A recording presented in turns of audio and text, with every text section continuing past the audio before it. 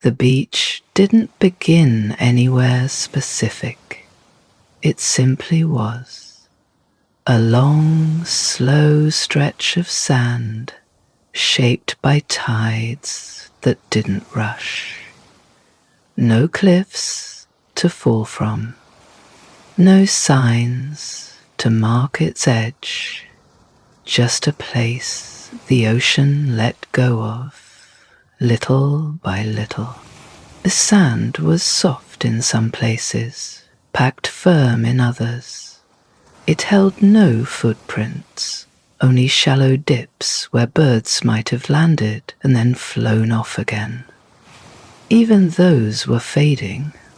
The tide had been up recently and was now pulling back just far enough to leave a damp sheen behind. It caught the light, not the sun, not yet.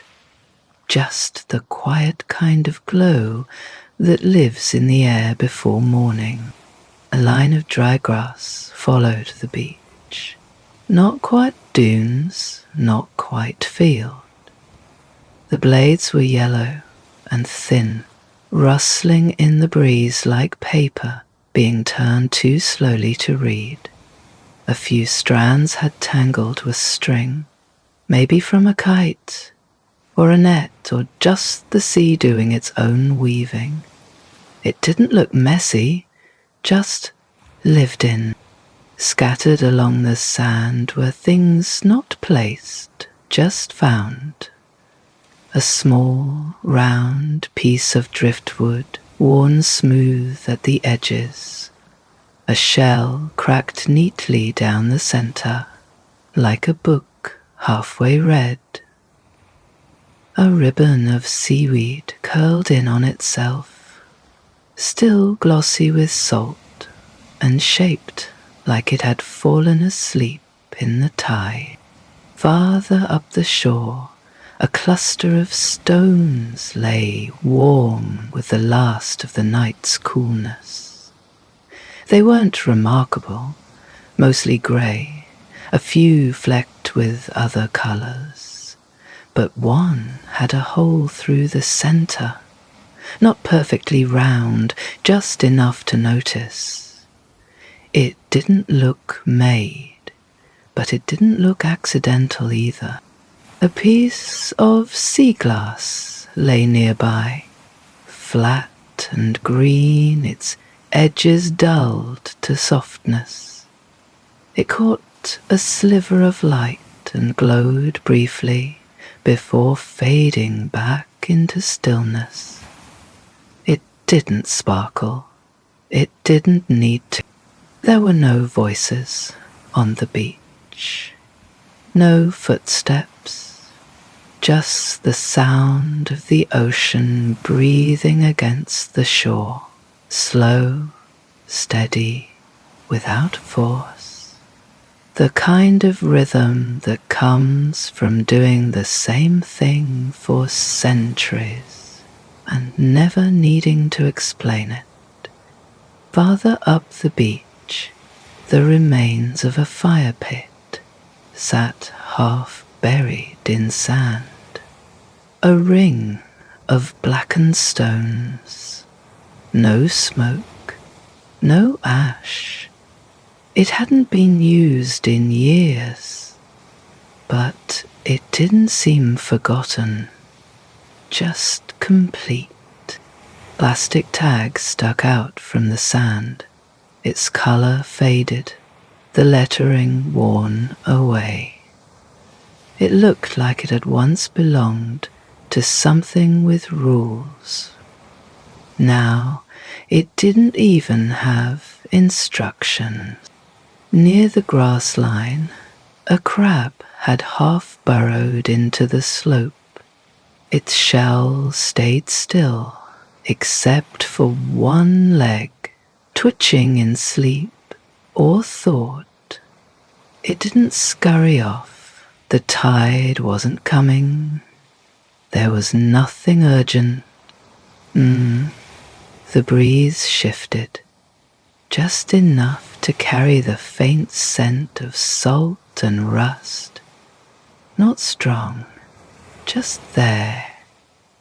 The kind of smell that sticks to old railings, damp ropes, and forgotten tools left near the sea.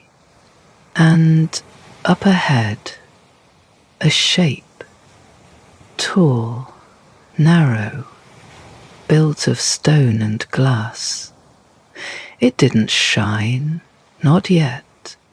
It simply existed against the sky, pale and unlit, like it had been there long before anyone decided what it was for.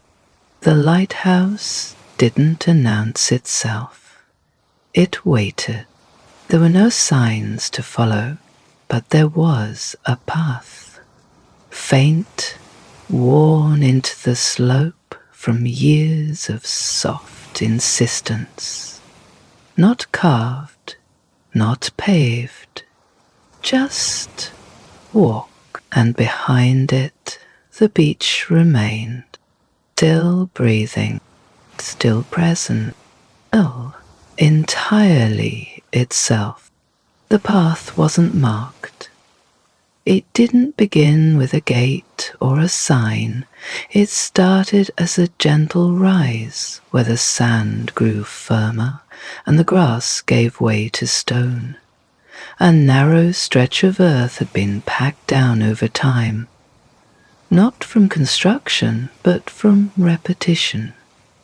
Someone had walked this way again and again, and the land had decided to make room for that choice. Small stones lined the edges, naturally or by accident. Some were smooth from wind, others cracked underfoot. The incline wasn't steep, but it asked something of you. The air grew thinner in salt, richer in stillness.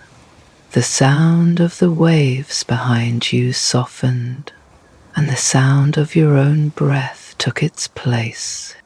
To one side, a rope fence had once run along the ridge. What remained of it was slack and greened with moss. Posts leaned in different directions, some only half buried, some standing without purpose. A few loops of the original rope still connected them, frayed like old string between stories. Bits of metal had rusted along the edge of the trail. Nails, hinges, a latch that once belonged to something.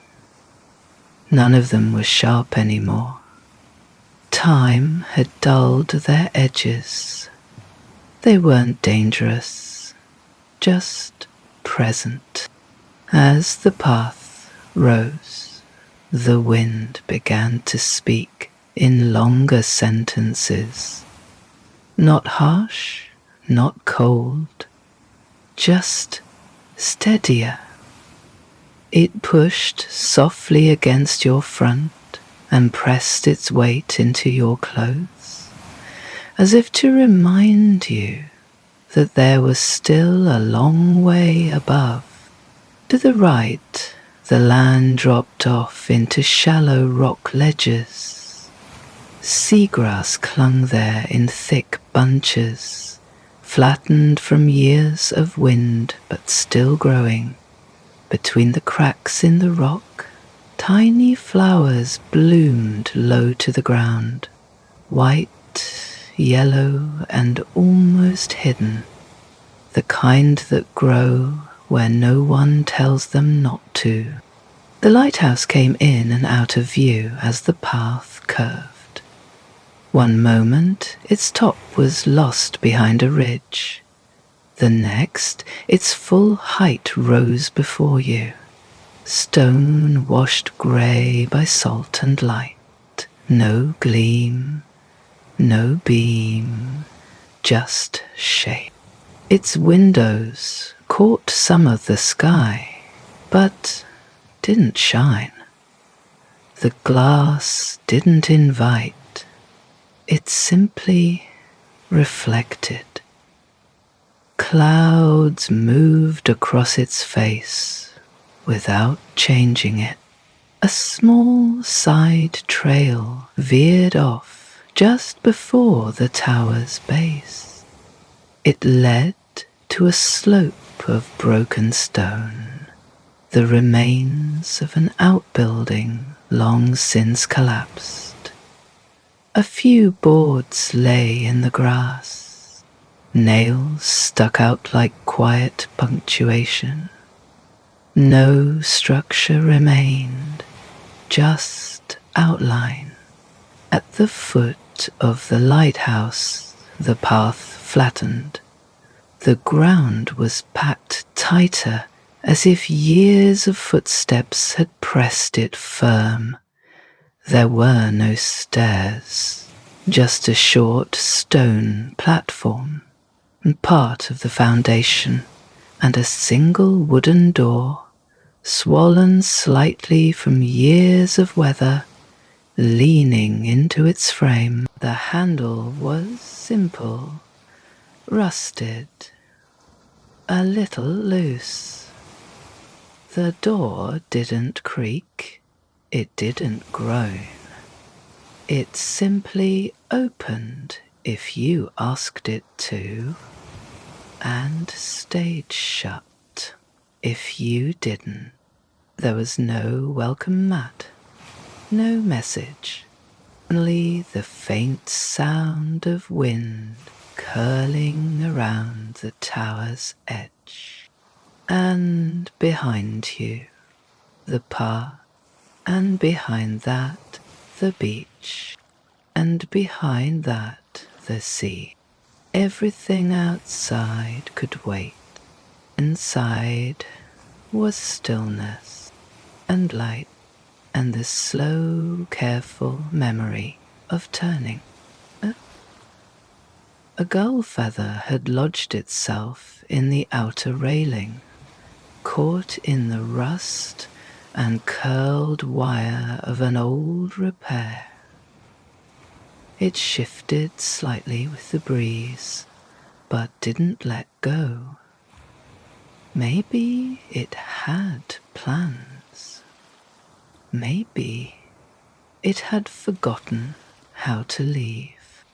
The metal up here was flaked and soft in places, layers of paint peeling in slow spirals like bark from an old tree. One flake had bent itself into the shape of a crescent and hadn't broken off yet. It would, eventually, but not tonight. The walkway circled the light room once, then again, like a track with no race. From up here, the sea looked more like a thought than a place. Nothing on the horizon, just gradient, just blue. A ship had passed earlier, maybe. Or maybe that was yesterday. The glass had a smudge someone once wiped, but not all the way, so the shape stayed. It moved now and then with the light, bending slightly, like it wanted to become something more, but never did. Below, the hills sloped slow toward the edge. Shrubs tangled with themselves, low and wind-worn. A rope fence, slack and mossy, pretended to mark a boundary that nothing respected. It leaned inland, as if tired of facing the weather. A boot print in the mud near the side trail had begun to soften. Rain from days ago had filled it, then drained. It was just a slight depression now. The earth didn't remember who it belonged to. Farther out, a wooden post stood alone, broken off flat at the top. Whatever it held was gone. The hole where the bolt had been was filled with moss and a bit of spider web. No sign of the spider. Maybe it moved. Maybe it had been eaten, or maybe it was never there at all. Gravel gave way to stone where the grass stopped trying. The rocks were slick in places, but not enough to care about. Seaweed clung to the lower ones like sleeping hair, green and brown and without urgency. A tide pool held a few shells, a couple of snails that travelled to nowhere important, and the reflection of the sky. It had no real shape, just a quiet flicker of the world above, inverted. A crab moved once, decided against it, and settled into the sand. Small bubbles rose around its legs. That was the most dramatic thing that happened all hour. Beyond that, only the sea again. Still moving, always, but without needing a destination. Just rocking gently in its own skin. The waves rolled over themselves, like they were remembering something, slowly, and letting it go. And the lighthouse high above blinked once more. The front door didn't stick, but it didn't swing either. It moved like it had learned not to hurry, weighted by damp, softened by years of being pushed, just far enough to let someone through. There was no lock. There didn't need to be. The frame had swollen slightly from weather, and the hinges leaned into their age. The door opened with a hush, not a creak, just the sound of wood remembering its shape. The mat just inside was the color of sand, worn to a pattern no one remembered placing there. Blue thread ran through it in gentle waves, not stitched, just suggested. Frayed edges curled back like they were tired of holding on. The mat still caught grit from the boots that crossed it. That was enough. The air inside was different. Cooler, not colder. A quiet that wasn't silence, just the kind that settled in thick wood and sea-warped windows. The foyer didn't feel like an entrance. It felt like a pause, the place between weather and rest. To the left stood a coat rack with 4 hooks, though only 3 still held anything. One had snapped clean off, leaving a metal stump jutting like a tooth that never came back. The others carried what was left behind, a yellow rain slicker, faded, near white and stiff from salt, a fisherman's cap with its bill folded back, and a red scarf dulled to something closer to rust. None of them were wet. None of them had been worn in a long time, but they hadn't been taken down either. Near the window, a wooden seagull stood on a block of driftwood. The paint on its wings had worn to a blur. Its beak had chipped. It didn't face the outside anymore, just the wall, or maybe the corner. as if it had stopped looking. A nail held it in place, slightly off-center, hammered without much ceremony. Next to it sat a glass jar, filled halfway with beach sand and broken shells. Not the kind you collect, just the kind that follow you home. The lid was missing. A layer of dust had taken its place. To the right of the door, a shelf held a single boot. No laces, no partner, just one, worn soft at the heel and filled with a flat, round stone. The kind someone picks up for no reason, then doesn't put down. Below the shelf, a drawer sat open, just enough to suggest it never fully closed. Inside, a screwdriver, a postcard that had never been written on, and a sprig of rosemary tied with brittle string. The scents still lingered, faint but present.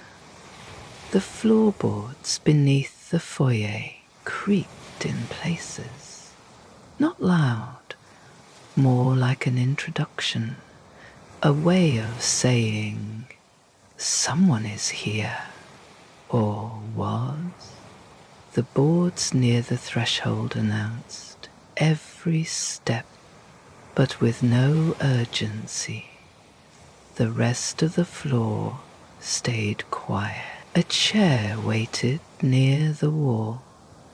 Its seat was smooth from wear, and the cushion had collapsed into itself, soft with what once may have been orange fabric, faded to something between earth and sunlight.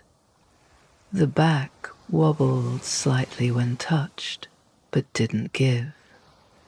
The walls held no artwork, just a single framed photograph, or what was left of one. The image inside had curled with moisture. A boat, maybe, or a table, an elbow, a shadow. The frame was pale wood carved with waves along the bottom.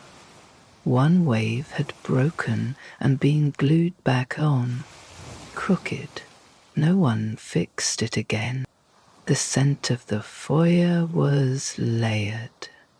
Wood, dust, something floral that had long since faded into the walls. Old paper, old tea, not sweet, not sour, just time in air form. A wind chime hung above the door.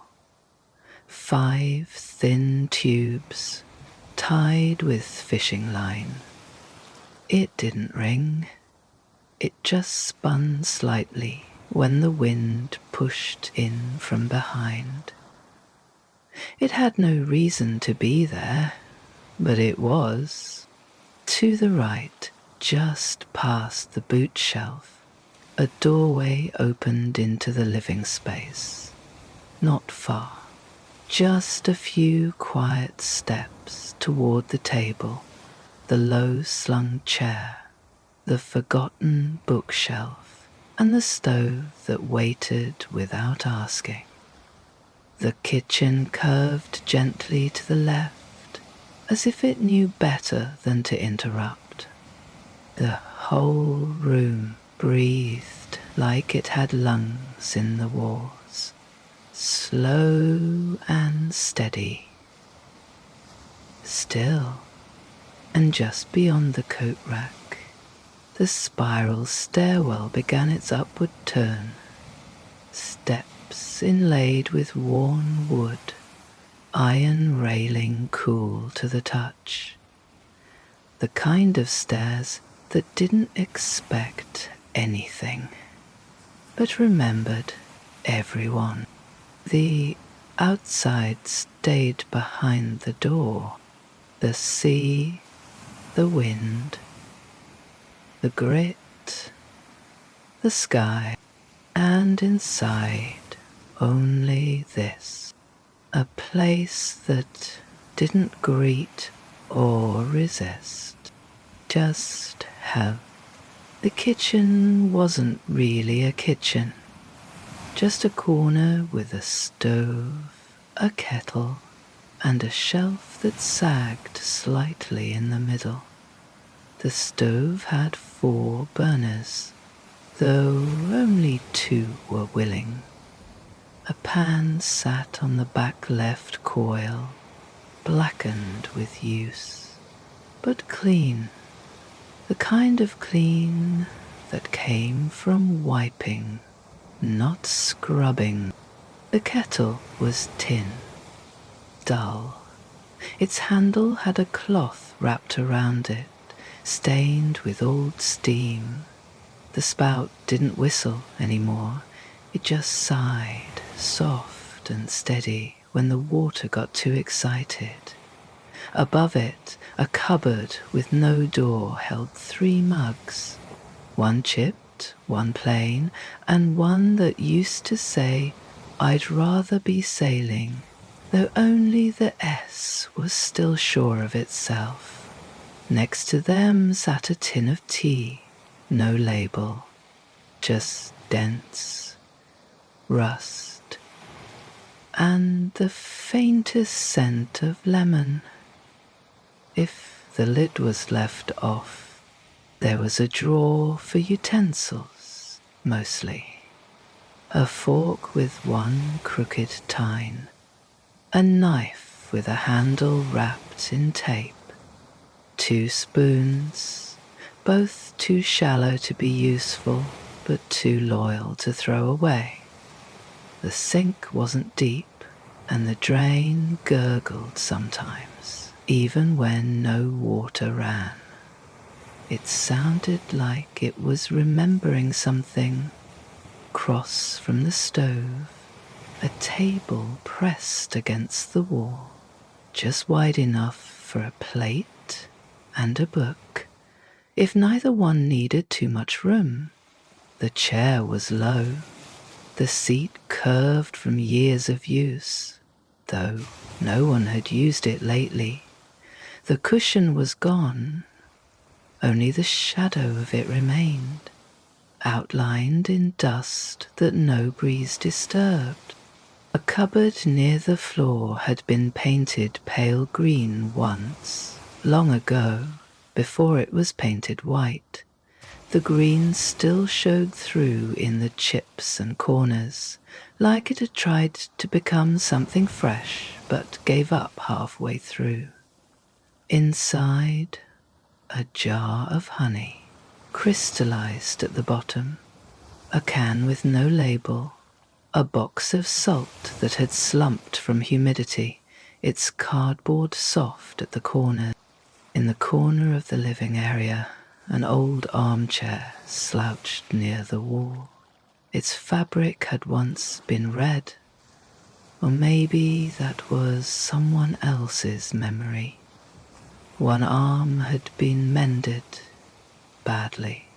A needle was still tucked into the seam, thread attached, like someone had meant to finish it, just not that day. The radio sat nearby, square, heavy, the kind with knobs and a crack in the casing.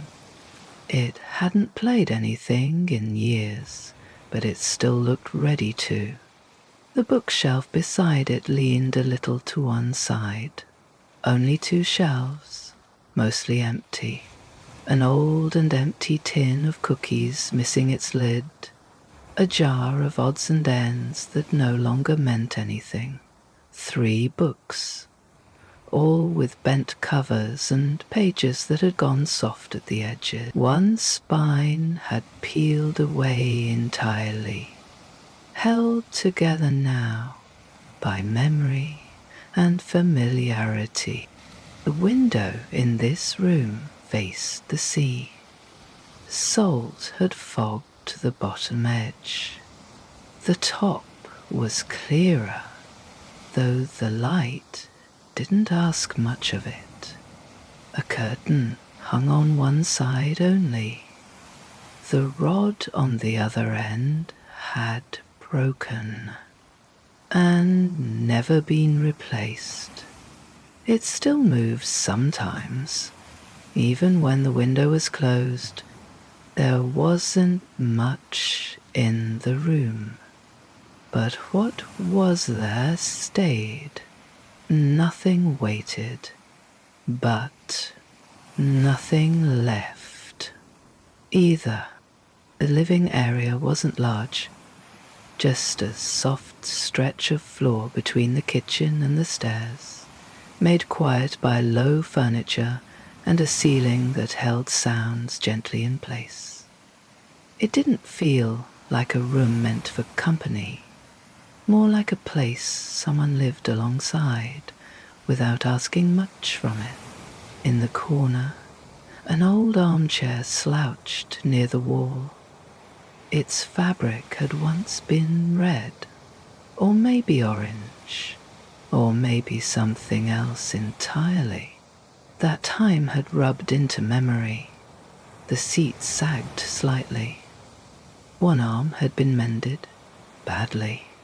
The stitching didn't match, but neither did the throw blanket draped over it. Next to the chair, a small side table sat uneven on the floorboards. A coaster warped from years of moisture lived in the center, marked by the ghost rings of cups long gone. The surface was scratched, not carelessly, just from repetition. A habit of setting things down without looking. The shelf against the wall held little. A tin of biscuits with no lid, and no biscuits. A jar of old pencils, some snapped in half. A compass that no longer pointed anywhere, its glass fogged over with fine cracks and salt. These weren't keepsakes, just objects that hadn't left. The radio was heavier than it looked, square with 2 knobs and a row of preset buttons no one pressed anymore. There was a crack across the back, and the power cord had been looped loosely behind it for years. No one plugged it in. Still, it sat facing the room, as if it might be called on again. Above it, a frame hung on the wall, with nothing inside. The backing had slipped, leaving just the wooden border and a paper square curled at one corner. It wasn't sad, just incomplete. A placeholder that stopped needing a purpose. The light in this room came from a single bulb overhead, not bright, not warm, just there. It hummed sometimes, a sound too soft to notice, unless everything else had gone completely still, and most of the time everything had. There wasn't much left to do in this part of the house, and that was the point. The chair didn't call, the table didn't offer, the shelf didn't remember, but they stayed. The bookshelf leaned slightly to the left, like it had grown tired of standing straight. Just 2 shelves, not enough for a collection, just a handful of things that hadn't made their way out. The top shelf held a puzzle box with no lid. The pieces inside had warped from humidity and no longer fit together. Next to it sat a jar of marbles, half full. most of them chipped. They caught the light when the sun came in at the right angle, casting slow, fractured colour onto the wood below. It didn't happen often, and when it did, on the lower shelf there were 3 books.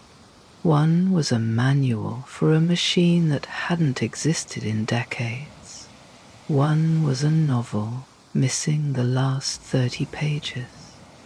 The third had no title, only a deep fold down its centre, as if someone had once carried it in a coat pocket for years and then set it down without ever opening it. The spines were faded and curling. The pages were soft at the edges, like they had been turned many times, and also not at all. The window above the shelf was narrow.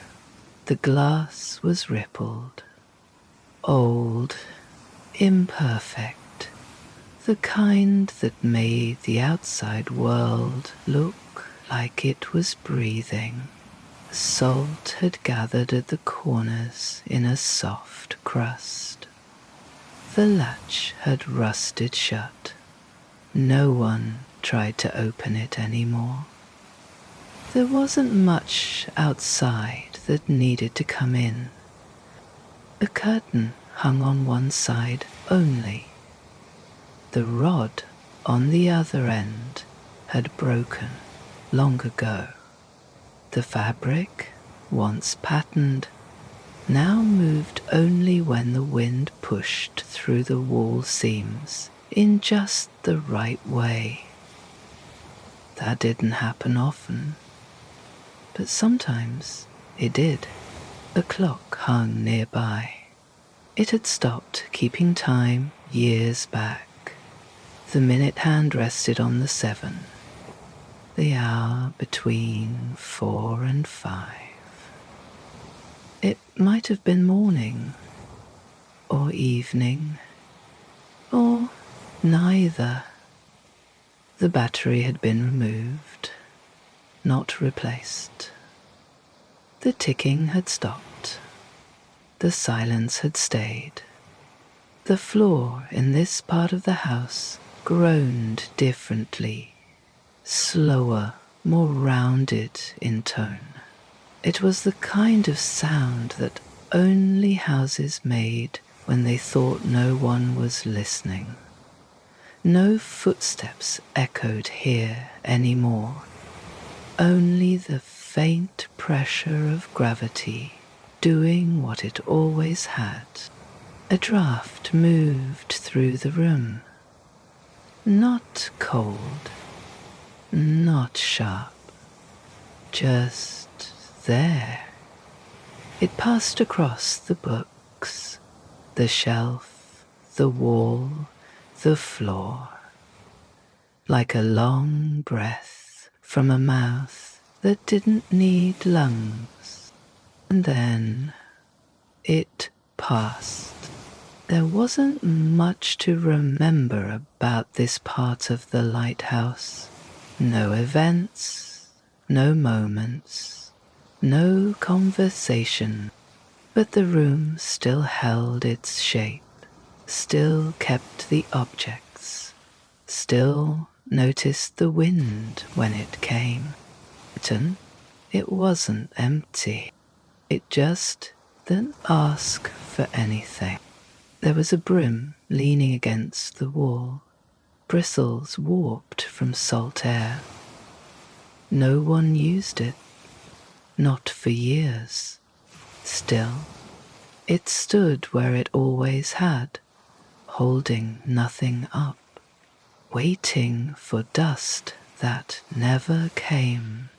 Breathing sounds of square of light fell through the narrow window beside the spiral stairs. It had no reason to land where it did, but it did it anyway, same as the day before. The wood beneath it had gone pale, softened from sun and salt and time. The radio on the shelf blinked once, then went still. A spider had built a bridge across its speaker, a single strand quivering slightly every time the foghorn called from offshore. No one turned it on anymore. The batteries were old, and there was nothing urgent to say. The keeper's bed was made. One blanket folded, then folded again. The pillow had a dent in the center. Permanent. It didn't get fluffed. It didn't need to. The bed was only for lying still, not sleeping. No one remembered the last dream that lived here. Outside, the gulls argued over nothing. Just their own sounds, tossed back at them by the wind. They forgot what they were shouting about halfway through. The stairs creaked one at a time, even when no one walked them. Some sound was too old to stop. The iron bolts in the wall held tight out of habit.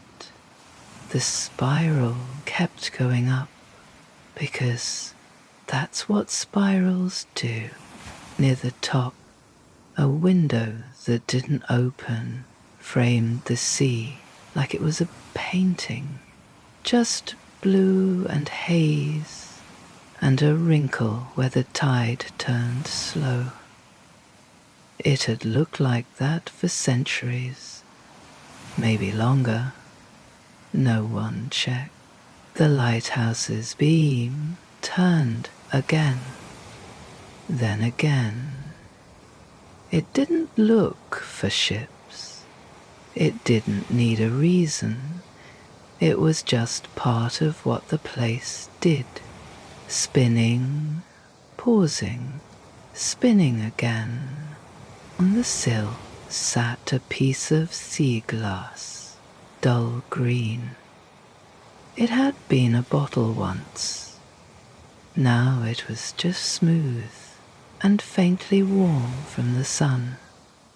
The light passed over it, caught in it, and kept going.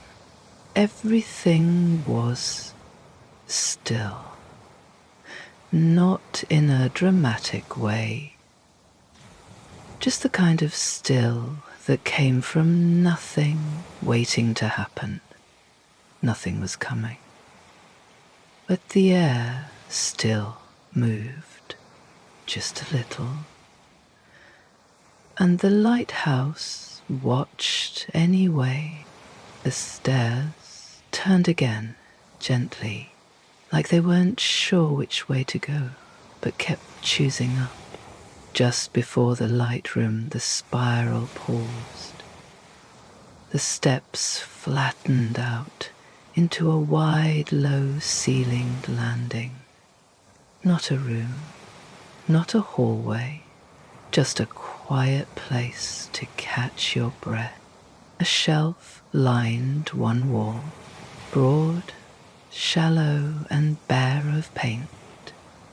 The wood had gone soft at the edges, bowed gently in the middle from years of holding too much and being asked too little. It wasn't cluttered, just full.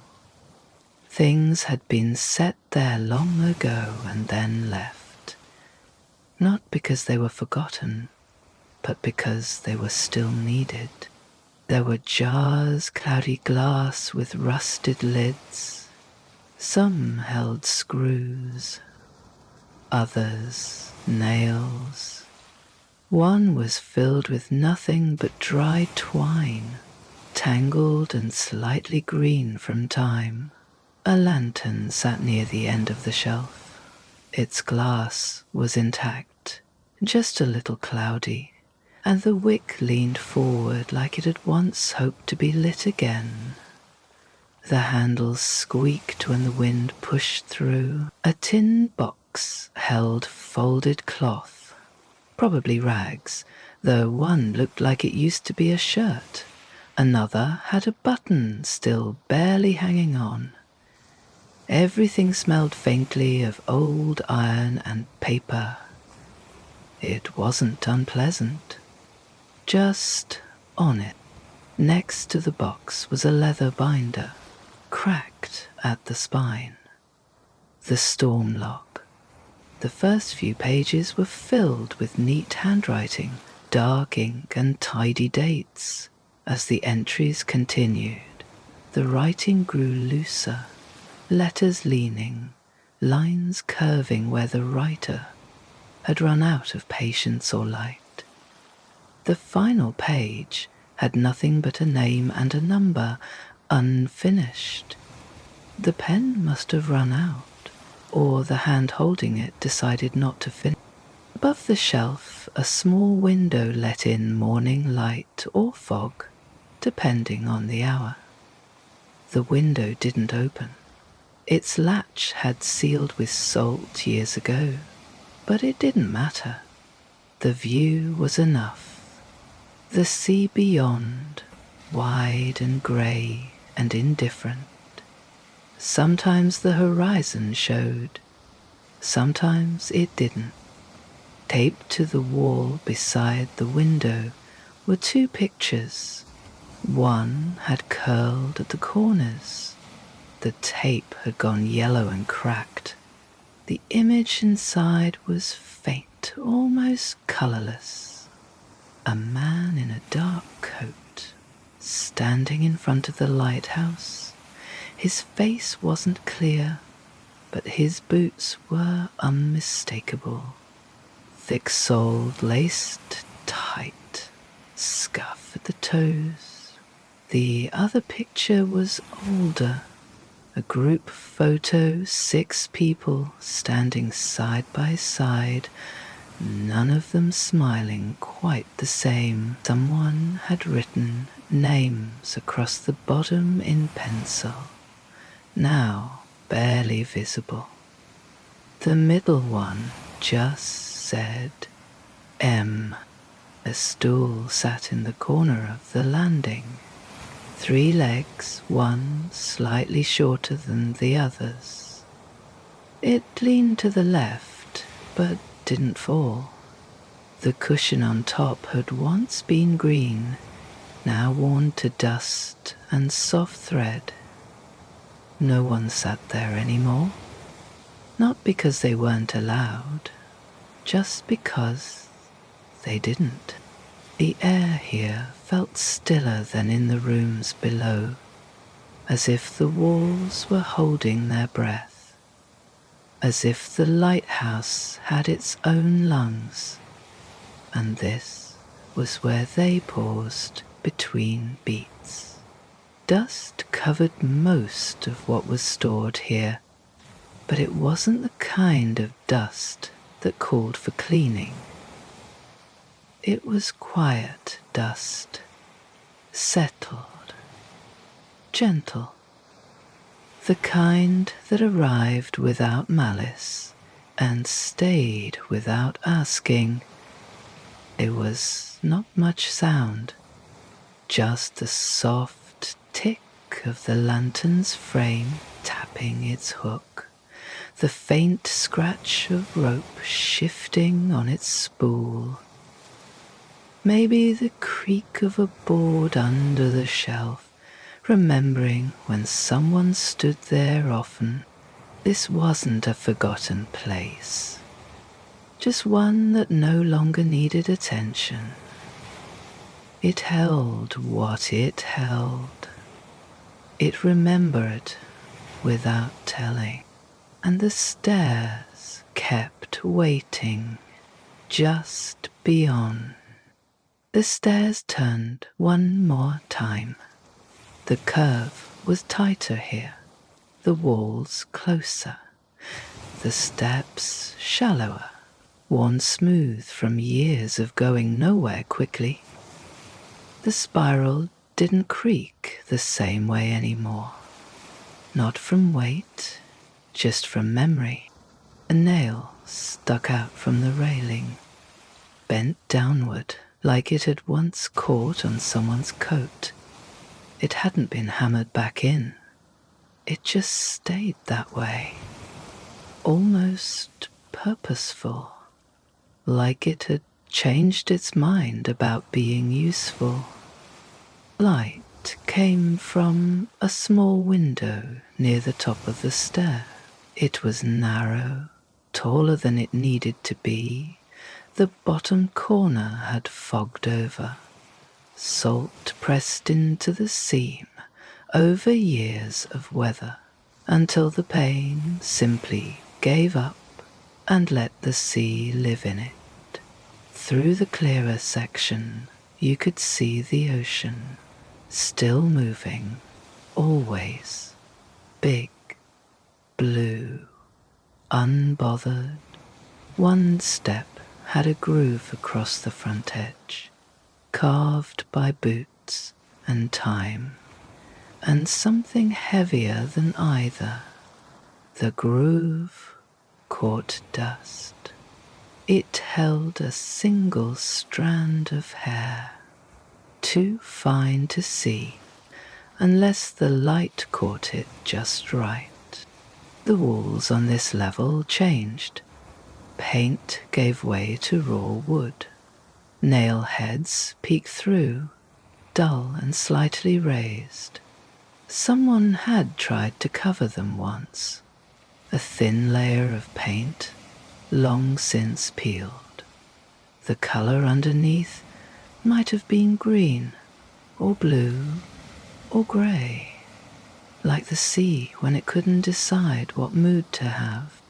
There was a spot where the wall dipped inward, not from damage, just from being leaned against too many times, as if someone had stood there with one hand on the railing, thinking, not about anything big, just letting the body rest while the mind wandered. That kind of thinking didn't leave answers, but it left shapes in the wall. The air smelt different here. Less salt, more wood, old paper, maybe dried tea. The kind of scent that didn't drift. It just existed, tucked into the grain of the stairs and the folds of the ceiling above. At the top of the climb, the stair turned one final time and stopped. A small platform, one door, the keeper's room, set between the mechanics above and the hush below. The door didn't quite fit the frame anymore, swollen just enough that it scraped softly at the bottom when pulled open. Not a protest, just an announcement. A reminder that you were entering a space that had held a person, not just a function. There were no signs, no plaques, no explanation, just a quiet sound of the stair, letting go of your step, and the room ahead, waiting without needing to be entered. The bedroom was small, but not cramped. The walls curved slightly, shaped by the tower itself. It wasn't a room meant to be decorated, just a place to be alone in, for hours at a time. The bed was narrow, just wide enough for one person who didn't move much in their sleep. The blanket was navy once, now faded to something softer, blue washed pale by years of sun and salt. At the foot of the bed, a single thread had come loose. It curled in the air like a question no one needed answered. The pillow kept its shape, not from memory foam or structure, just from use. It sagged in the middle, where someone's head had rested, again and again, not sharply, just enough to show it hadn't always been empty. Beside the bed, a rug lay worn and sun-bleached. It had once been red, or brown, or maybe both. The corners curled upward slightly, and the middle bore a faint ring of shadow where someone had stood often, not in thought, not in ritual, just.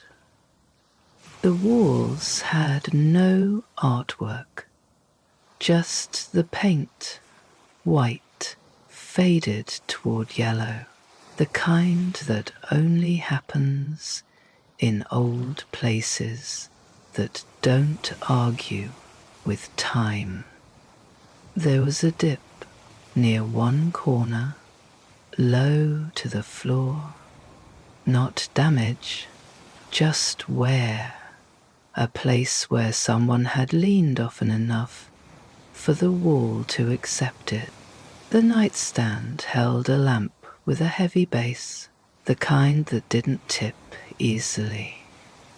Its pull chain clicked softly when the wind moved through the cracks in the sill. No one pulled it anymore. The bulb still worked, probably, but no one checked. The book sat on the stand, face down. Its spine was cracked, the pages curled slightly at the edges. There was no title on the cover. The back was blank. It had been read once, slowly, maybe aloud, or maybe just for the comfort of shapes on a page. The drawer opened stiffly. Inside, a dime gone green around the edges, a paper clip bent into an odd triangle, and a stone that might have been a button, or just a stone, all resting against the felt, like they had made peace with no longer having job. The closet door stuck, not locked, just swollen with years. When it opened, it sighed, a long, slow breath of linen, air, and the softest hint of salt.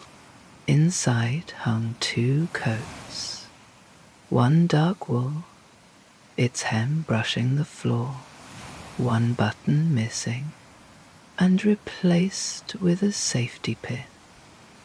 The other thinner, a windbreaker that had molded to the shape of its hanger. The collar stood just slightly, still waiting for breeze.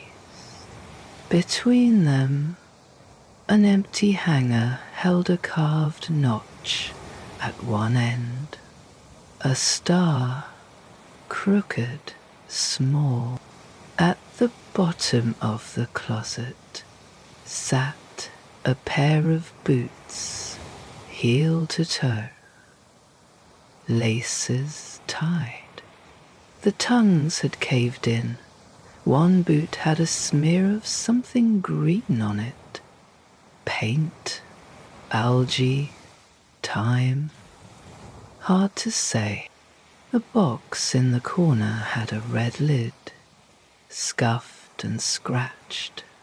Inside, a spool of thread, a tarnished button, and a photo so faded it barely registered as an image. A shoulder, maybe, a window, or just the blur of light caught on paper.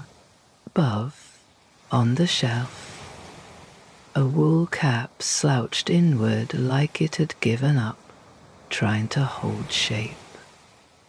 Next to it, a torn deck of playing cards. Still together, still shuffled, still willing. The room smelled faintly of tea and something once floral. It wasn't strong, just familiar. There were no clocks in here, no calendars, nothing to mark what day it was, or how many had passed since someone last slept in the bed. But the room didn't feel abandoned. It felt remembered. The desk sat against the far wall, not centered, just placed. It didn't command the room, it belonged to it. The wood was scuffed in wide arcs near the corners, where elbows had once rested often. A slight gap between the desk and the wall had gathered dust, and one half-burned match. Nothing else had rolled back there, just the match, alone, perfectly still. On top of the desk sat a mug, white with a blue stripe near the rim. The handle had chipped, but the break had softened over time. Not jagged, just worn.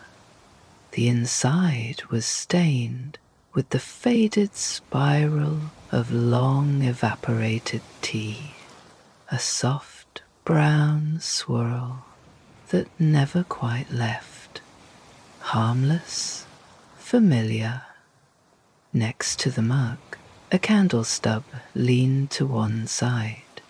The wax had pooled in a lopsided ring and hardened long ago. The wick was blackened but unburned, like someone had meant to light it and forgot. It still smelled faintly of something, lavender or smoke, or both. Hard to tell. A pencil lay across the grain of the desk, worn flat on one side from rolling and being stopped.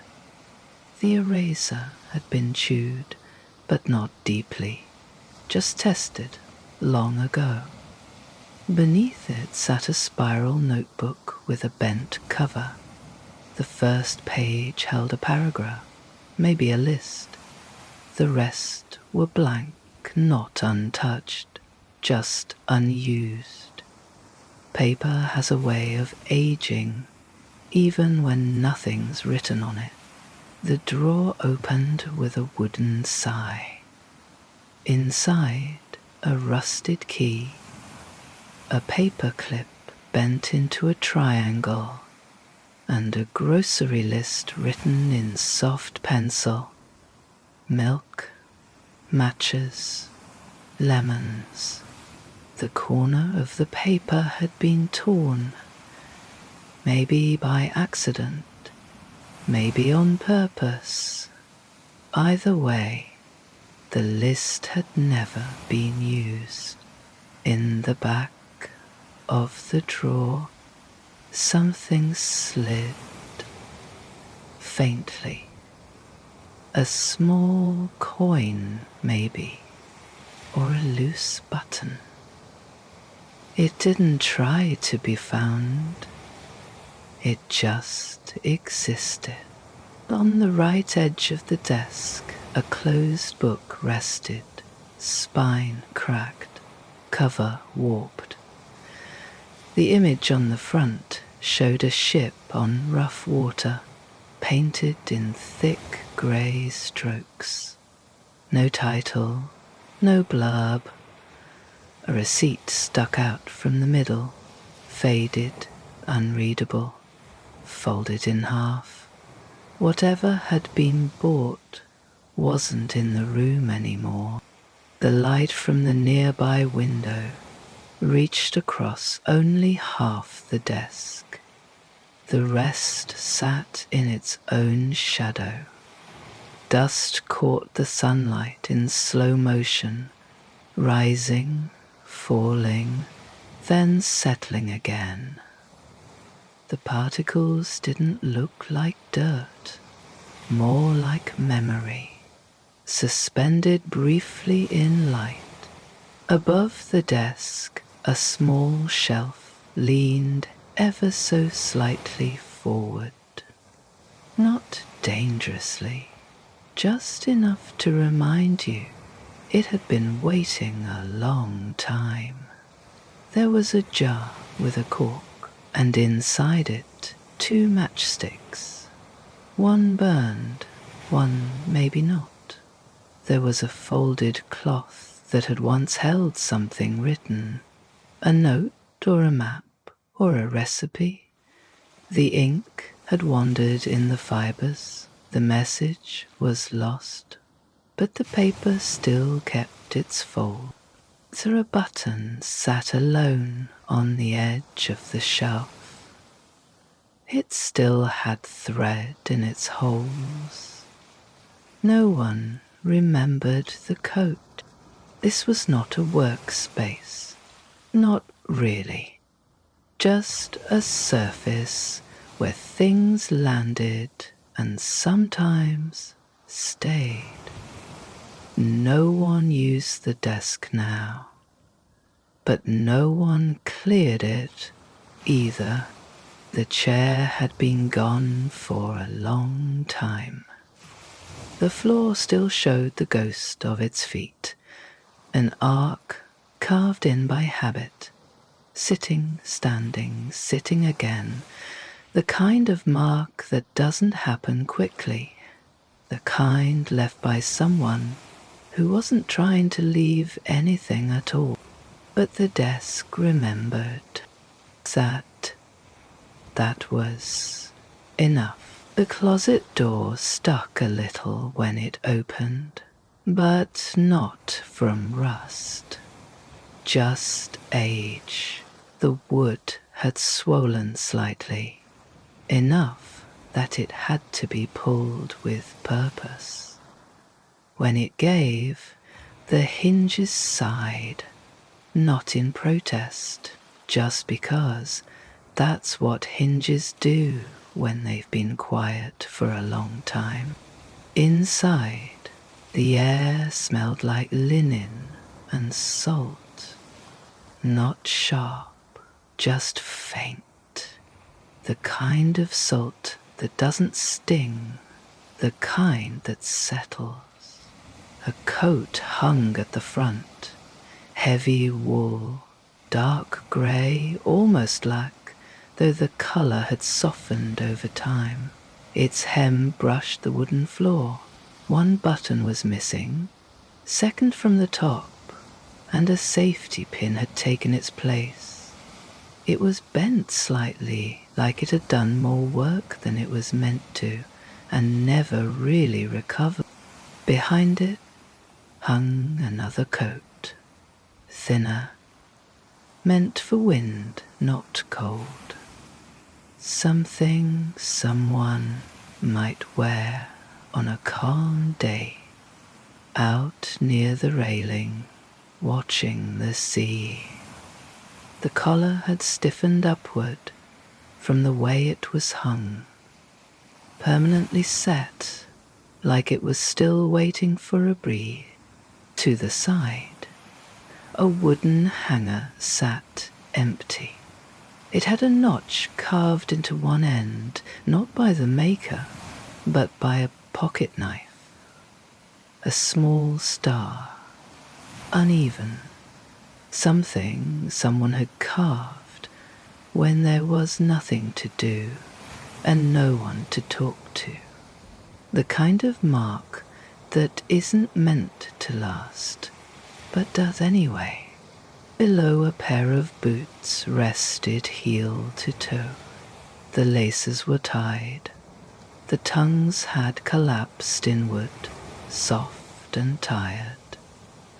One boot had a faint smear near the toe, greenish, maybe paint, maybe algae, maybe something else that didn't matter anymore. Tucked in the corner sat a tin box. Not quite hidden, not quite displayed. It had a dull red lid, scratched diagonally across the top, like someone had tried to open it in a hurry. Once, then stopped. Inside, a spool of thread, a tarnished button, and a photograph faded almost completely to sepia and blur. You could make out the edge of a chair, or maybe it was just a trick of the paper. There was no one left to explain. Above the coats, the top shelf held a wool cap folded in on itself. It didn't hold its shape anymore. It didn't try. Next to it, a deck of playing cards, the box torn, the flap barely hanging on. The cards themselves were still inside, out of order, edges softened by time. No one shuffled them. The cards didn't seem to mind. The floor of the closet had a long crack in the back panel, not wide, just enough to let the sea air in. It moved the coat slightly when the wind was right, a soft ripple, like they were listening to something trying to speak through the wall. It never succeeded, but it kept trying. The light didn't reach all the way to the back. Shadows tucked into the corners and stayed there. Nothing in the closet asked to be remembered, but everything stayed where it was. The stairs curved upward one last time, narrowing at the top. The walls grew tighter, the ceiling lower. The steps became more deliberate, as if the tower wanted to make sure you meant it. There was no railing here, just the stone and the slow spiral. At the top, a flat platform gave way to the light room. The door didn't close anymore. It just leaned into the frame when no one was passing through. The hinges didn't squeak. They just shifted with a soft click as the door eased open and let the room breathe. Inside, the walls curved in a slow, gentle circle. Glass wrapped nearly all the way around, framed in iron ribs that had been painted white once. Most of the paint was gone now. What remained clung on in flakes and lines, curling inward at the edges like old leaves left too long in the sun. The windows were clean in places, streaked in others. Salt had claimed the bottom edges. Rain had cleaned the top. Not evenly, just enough to keep the view alive. Outside, the horizon stretched wide and shapeless. Clouded, open. The sea didn't speak here. It just showed up, again and again, as if reporting it. The centerpiece of the room was the lens tower. Tall, round, still turning, slowly, softly. Its rhythm wasn't mechanical, not exactly, more like breathing. The gears underneath whispered, and the light rotated in a circle that had no urgency. One full sweep every so often, The beam passed across the floor, the chair, the door, the walls. Then again, a control box sat on a pedestal near the edge. It had 2 buttons, one black, one red. Neither was labeled. One had been pressed more than the other. The paint was worn down to the metal. No one touched them anymore. They didn't seem to mind. A clipboard hung nearby. The paper on it was blank, except for a small smudge in the bottom right corner. The pencil, tied to the board with frayed string, had lost its point years ago. Still, it hung there, like it might be needed again one day. The board swung gently when the door opened. Otherwise, it didn't move. Near the far window, a chair faced the sea. Wooden, no cushion. The legs uneven. One wedged with a folded slip of paper no one had removed. The back of the chair had been sanded smooth by use, not tools. A faint mark curved across the top rail. Maybe carved by a coat button. Maybe a ring. Maybe just pressure, repeated 1,000 times. There was a small table beside the chair. On it sat a folded cloth, a cold mug, and a deck of cards, rubber banded together so tightly the top card had bent. No one played anymore, but the deck still kept its shape. On the windowsill a feather had rested, long, white, tipped in grey. The breeze moved it sometimes, but it never blew away. The light turned again. Its glow passed over the objects. It caught on the edges of dust, on the curve of the lens, on the glass that had once been scrubbed every morning. Now it turned quietly, without observation. The room didn't hum. It didn't announce itself. It just kept doing what it had always done, letting the light spin, letting the wind pass, letting the sea arrive and leave again. This high up, the rest of the world felt distant, not unreachable, just paused.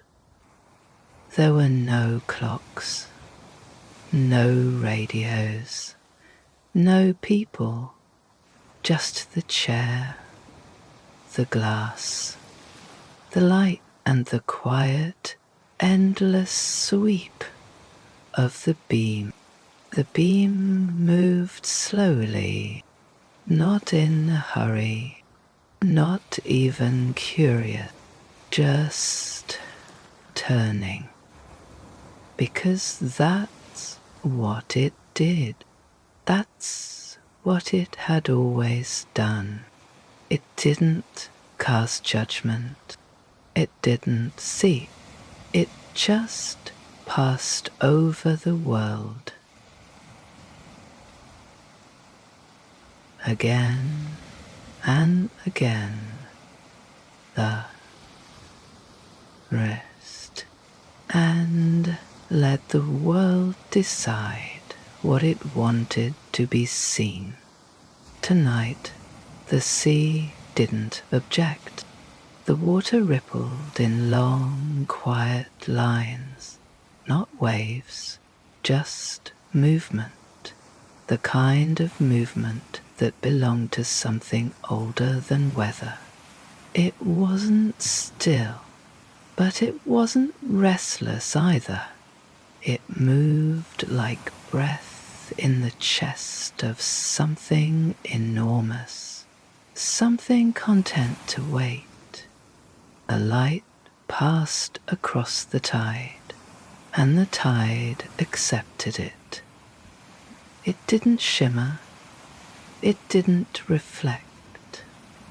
It just caught the beam gently, wore it for a moment, and let it go.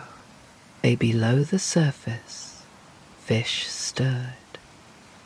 Not because of the light, they didn't notice, but because the moon had shifted a little higher, and the deep had shrugged slightly in return. Tiny bodies turned. Some flashed silver, some simply vanished into the dark again. The beam didn't chase them. It just moved on. Farther out, a cluster of rocks broke the waterline, slick and low. One still held the shape of a sunken boot print from days ago, half filled with salt and rain. The beam slid over it without hesitation. The print didn't change, but it was seen, just for a moment, just enough. Kelp floated near the surface, tangled like sea-thrown ribbons. The beam lit a few strands as it passed. They glowed soft green for a second, then returned to shadow. The ocean didn't need help remembering them, but it accepted the visit anyway. A girl rested on a drifting board, wings tucked tight. Its eyes were closed, but its feathers shifted slightly when the light crossed its back. It didn't wake. The board swayed. The sea held both, like a parent with no hands. The beam kept moving near the horizon. The line between water and sky blurred. The beam reached it, but didn't try to divide it. It just painted a narrow strip of brightness across a place where the world no longer chose side. There was no sound out there, just hush and wait and waiting. Sometimes the light caught nothing. Sometimes it caught everything. It didn't mind either way. It turned again. Not faster, not slower, and the water waited for its next pass. Steadily, the light turned again. Slower now, though not really. Just felt that way, the way all things feel, slower when they drift toward light. The shoreline wasn't a line, not really, just a place where water stopped insisting. When the beam reached it, it didn't pause, but it felt like it did. A breath between sea and soil. A moment, for the world didn't know if it wanted to keep drifting or start holding shape again. The sand was dark, not wet, just damp enough to remember. It bore marks, but none of them fresh. A trail of small prints, maybe a dog or something like one, had already faded at the edges. The sea had almost finished its erasure. A piece of driftwood lay at the tide's high mark, pale and boneless, worn so smooth it barely looked like wood at all. The beam passed over it like recognition, and it cast no shadow, nothing sharp, just a slight outline that softened as the beam moved on. A post leaned inland, snapped off near the top. Maybe it had once held a sign, maybe a rope, or a line of flags that had long since blown away. The metal bracket still clung to it, rusted and loose. The beam brushed it and caught a glint. The glint blinked once and was gone. Farther up the shore, the beam found the edge of a top, half buried in sand. Blue once, now almost grey. Its corner flapped in the breeze. A lazy flag that belonged to no country. Seagrass had started to grow around it. The light caught a flutter, nothing more.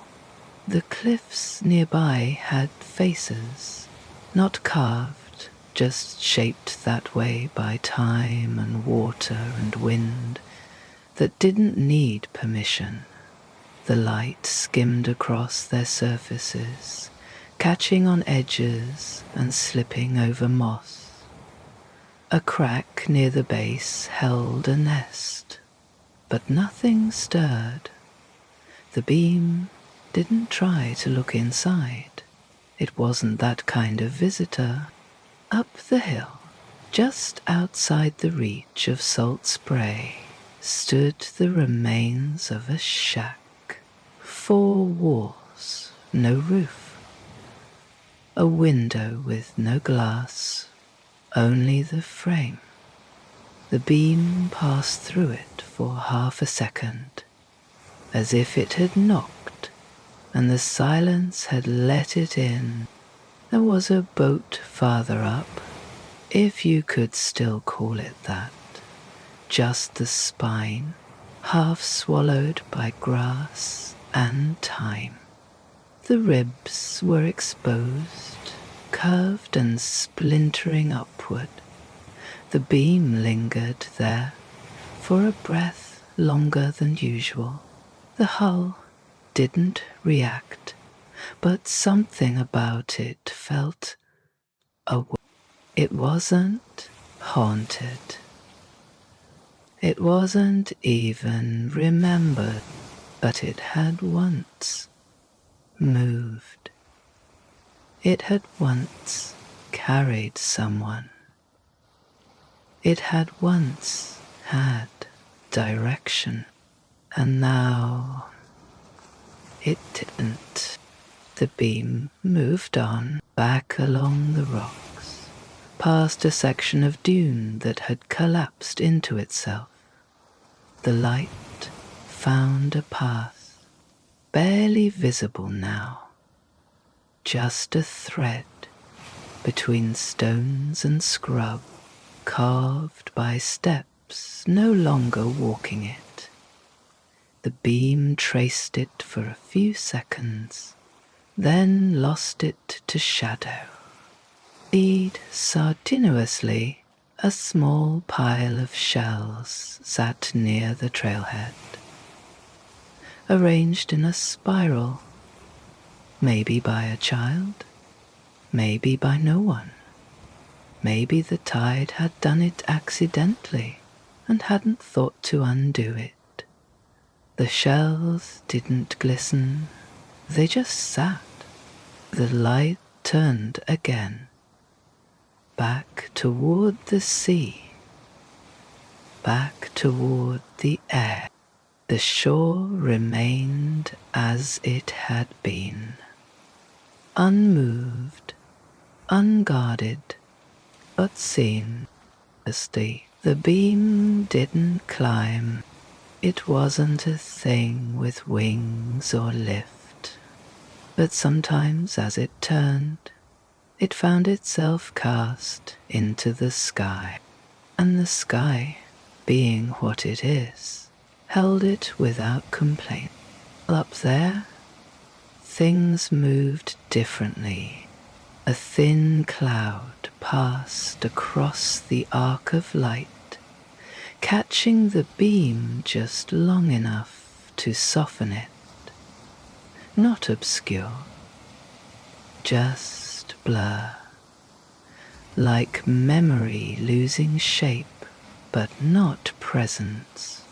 The gulls had gone quiet for the night, tucked into the cliffs or balanced on barnacled shelves. But one remained, still flying, not because it needed to, just because it hadn't stopped yet. The beam caught it for a moment, a flash of wingtip, a gleam of eye. The gull didn't flinch.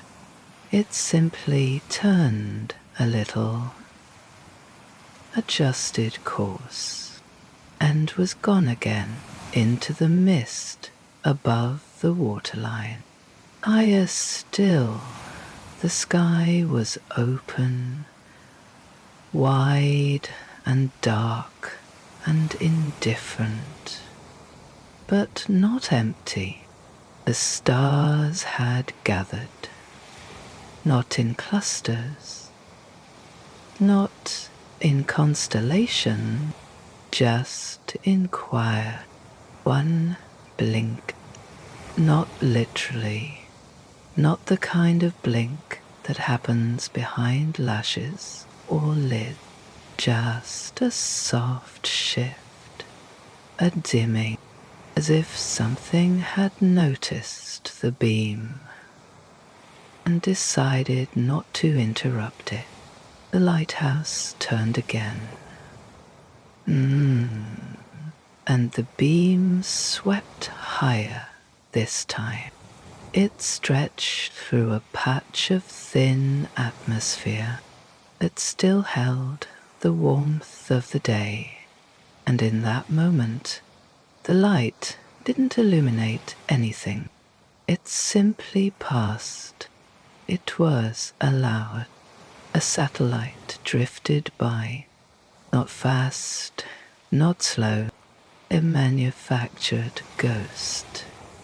It didn't reflect the beam, but it noticed it in that strange way that metal remembers heat and glass remembers where it's been stared through. The moon hung lower than usual, not heavy, just deliberate. Its face was almost full, but not quite. The kind of moon that didn't mind being unfinished. It's the beam crust beneath it. No contact, no conversation. They just their direction for a second before the light curved away and the moon stayed, a thin wisp of condensation, left behind by a plane no longer in sight, caught the tail end of the beam. It shimmered faintly, then vanished. No one above called out. No signal was returned, but the sky didn't feel unwelcoming. It felt vast, available, receptive in the way that only silence can be. The beam began to curve downward again, having touched nothing but been acknowledged all the same. Below, the sea, waited. The cliffs waited. The wind leaned its shoulder against the lighthouse. A toad made no sound. The stars kept their vigil. They didn't need the light, but they allowed it. And the beam turned again. The beam swept downward again, back from the sky, back toward the sea, but not the open part this time. Not the part that moved freely and rolled with the moon. This stretch of water was quieter, shallower, still tethered to the land. It held the kind of stillness that belonged to forgotten things, not buried, just ignored. A buoy bobbed near the edge of the inlet. Its paint had once been orange, now dulled and flaking. The bell inside didn't ring anymore. Rust had taken the voice from it, but it still moved when the tide pulled, slightly, reassuringly, as if no one had told it was retired. The beam caught the edge of its curve, and for a second the water lit beneath it in a pale oval before it faded into night again. Beyond the buoy, a floating dock sat untethered, half sunk, adrift, but not adrift enough to leave. One corner had given in completely, sagging into the tide. Seaweed clung to the slats like damp fabric. The beam crossed it gently. The boards didn't shine. They absorbed the light, like they were tired of reflecting anything back. Closer to shore, a small navigation light blinked faintly. It wasn't part of the lighthouse system, just an old post someone had placed years ago to guide rowboats or warn off smaller craft from the rocks. Its rhythm had slipped out of sync long ago, but by chance, as the beam passed, its light pulsed at the exact same moment, just once, like an echo waking up late. Then it fell behind again, steady in its own forgotten time. Edge of the rocks, a boat lay overturned. One side cracked, the other half buried in sand. Grass had started to grow inside it. Not lush, just dry stalks, brittle and hollow. The kind that bent with the wind, but didn't break any more. An oar rested beside the hull, warped and stripped of paint. Its blade split down the center. The beam passed over it.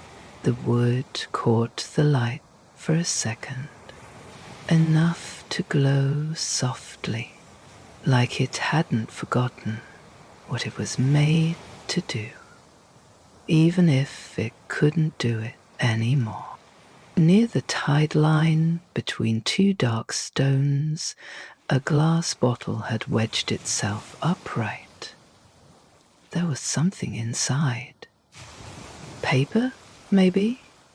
Or nothing at all. The label had long since worn away. A crust of salt clung to one side. The light caught the rim of it and passed on without slowing.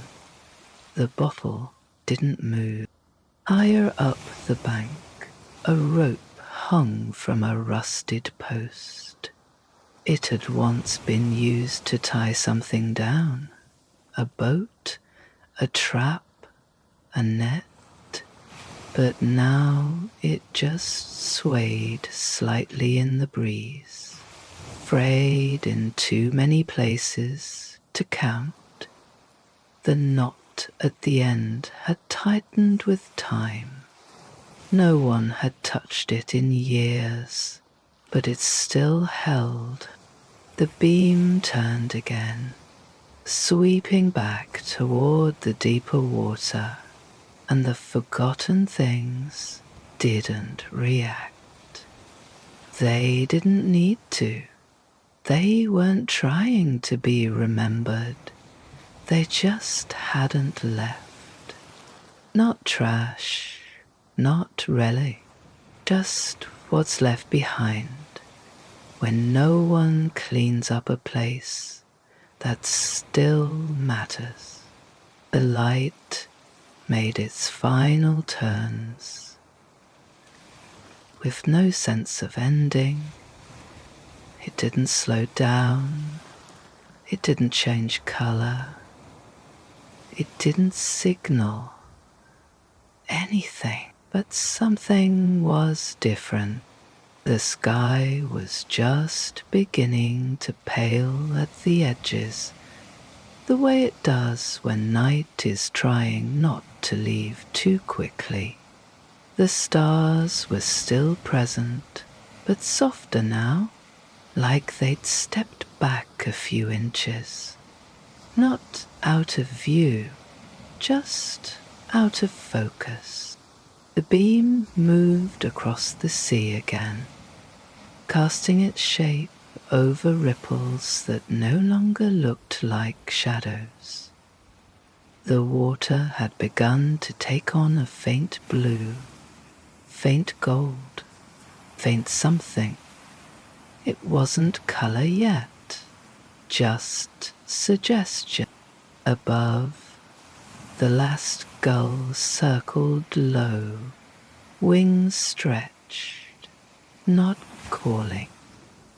It made a wide loop over the inlet and then disappeared behind the cliff face.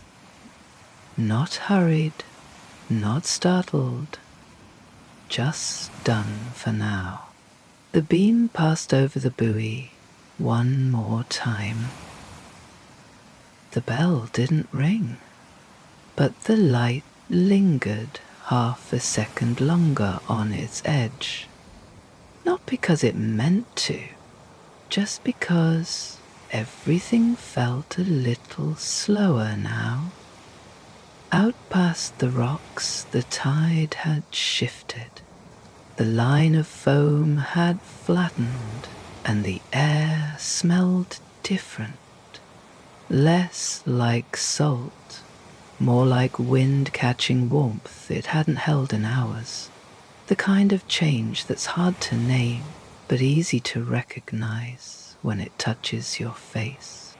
The beam reached the cliffs again. This time, the moss along the rock edge caught a soft glint. Not green, not grey, just a... It passed across the shack, its roof gone, its corners weathered smooth. The light filtered through the frame one more time, catching on the window opening before drifting away. The boards didn't creak. The place didn't respond. But it had been seen again. Higher up, the chair in the light room hadn't moved. Still facing the sea. Still empty. But the window beside it was starting to reflect the world outside instead of revealing it. Glass turns to mirror when morning comes. The beam crossed the horizon once more, and this time it didn't reach darkness. It reached pale sky.